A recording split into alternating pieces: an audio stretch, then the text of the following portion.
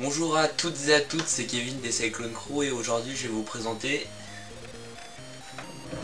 l'Invert Mini. Alors c'est un lanceur fait par Invert sous marque de Empire. Il est assez léger, il fait 940 grammes si ma mémoire est bonne. Ce qui est sympa c'est que il a le flexible directement dans la poignée, donc il n'y a pas le câble qui va venir jusqu'au régulateur qui est dans la main généralement, la main avant. Quoi d'autre? Il existe en plusieurs versions, je crois qu'il y a 2 ou 3 versions. Il coûte un peu plus de 300 € neuf, en occasion on en a pour 200 €. Maintenant il y a l'Axe mais que je présenterai plus tard. Quelques modifications que j'ai fait dessus. Day Ultralight normal. Enfin, je pense que c'est un canon de référence. Niveau qualité de tir, précision, la trajectoire de la bille et même au niveau du poids. Je pense que c'est une référence. J'ai mis le régulateur de l'Axe, le on-off ASA de chez Empire. Très bon on-off.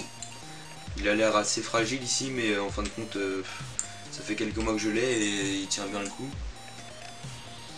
Il est un tout petit peu plus long que celui d'origine, mais ça change rien. Franchement, ça change rien puisqu'il est plus long devant que derrière. Donc, même quand on a la bouteille sur l'épaule, ça change rien.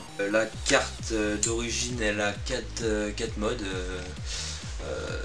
Semi-automatique, full auto et les 2 PSP, et les 2 ramping. Ramping PSP, Millennium, et après du coup semi-automatique et full auto c'est mode NPPL et NXL je crois. Donc voilà, donc je joue avec ça depuis quelques mois et j'en suis super satisfait. Pour un lanceur d'entrée de gamme, il vaut le coup je pense parce que bien réglé et une vraie perle. Quand on a un bon équilibre pression de service duel, une merveille. Soit il est moins bruyant, ou soit il est moins bruyant mais il consomme plus d'air, et vice versa, plus bruyant mais moins d'air.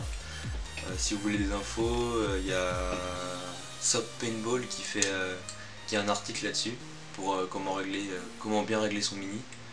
Je vais vous mettre le lien là. Donc voilà. Ah si, j'ai changé.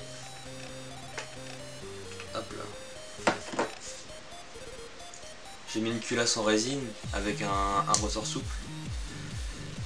Ça limite les usures à l'intérieur, les micro-rayures qu'il peut y avoir avec le temps à l'intérieur du lanceur. Et puis avec cette culasse, il est beaucoup plus régulier dans les tirs. Je peux frôler les 300 sans problème. Les 300 FPS sans problème. Il ne dépassera jamais les 300 et il sera toujours autour de 80, 95, 300. Toujours, c'est très régulier. Il doit y avoir 5 FPS d'écart dans les tirs. Donc bon achat et pas très cher. Je crois que celle-là elle coûte, je sais pas, il y en a pour une trentaine d'euros. Sauf elle est un peu à peu près équivalente à la au Bolt TEC-T. Donc voilà. Qu'est-ce que j'aurais d'autre à dire? Si, gâchette changée aussi, c'est une gâchette custom product. Elle est montée sur roulement, elle est un peu plus lourde. Dany de notre équipe avait acheté mince, comment ça s'appelle, une Violence. Et elle est beaucoup encore mieux, donc elle est pour 30 €, pour 30 $, je crois, même pas 30 €, 30 $, ça vaut le coup de l'acheter. On sent bien, il n'y a pas de bounce.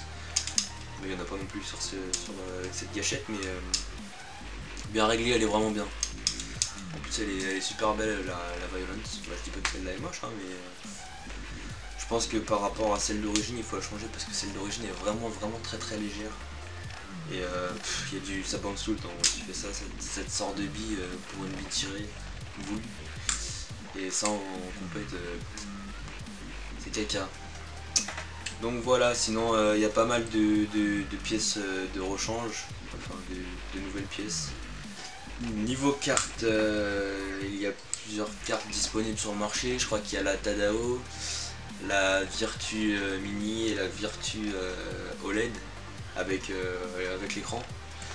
Qui est pas, enfin, je sais pas testé encore. Et, je sais pas ce que ça vaut. Pour les yeux, il y a Virtu qui fait des yeux laser. Et donc voilà. Voilà pour la présentation de l'Invert Mini. Donc à plus tard et pour une prochaine vidéo. Yes! Oh my god!